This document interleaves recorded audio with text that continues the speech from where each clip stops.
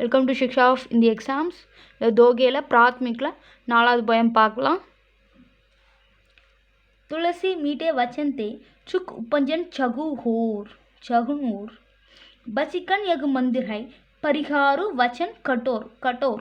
Okay, துளசி ஷார்ட்டாக சொல்லிக்கிறதுனா துளசிதாசர், அந்த போய்ட்ட name Tulsidas. அவர் சொல்கிறாரு மீட்டே வச்சன் அப்படின்னா த ஸ்வீட் வேர்ட்ஸ். வச்சன் அப்படின்றது பேசுறது. Okay, sweet. மீட்டேனா ஸ்வீட். ஓகே, மீட்டேன் இந்த மிட்டாயின்னு சொல்லுவாங்களா, ஸோ அது போல். ஸோ மீட்டேனா ஸ்வீட் வேர்ட்ஸை யூஸ் பண்ணால். வச்சன் தேனா அதால் சுக் உப்பஞ்சன் சகுன் ஓர். சுக் அப்படின்னா ஹாப்பினஸ் வரும் அப்படின்னு சொல்கிறாங்க. உப்பஞ்சன்னா அந்த சுக் உப்பஞ்சன் தான் ஹாப்பினஸ் நிறைஞ்சிருக்கும். சுக் உப்பஞ்சன் சகுன் ஓர் அது அடையலாம்.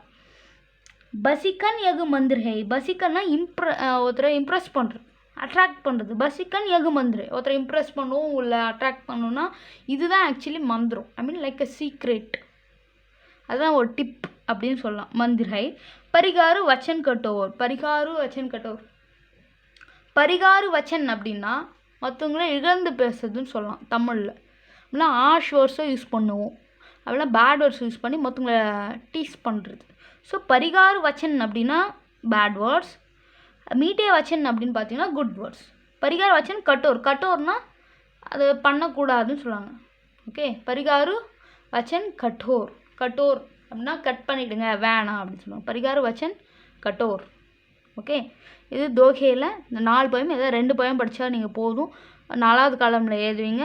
இதை நீங்கள் ஒரு வாட்டி எழுதி பார்த்துங்க. ப்ரொனவுன்சியேஷன் பண்ணுறப்பே கரெக்டாக ப்ரொனவுன்ஸ் பண்ணணும். சுக் அப்படின்னா சூக்குன்னு படிக்காதீங்க. சூக்குன்னா பெரிய சூ போட்டுருங்க, சுக் அப்படின்னு படிச்சிங்க.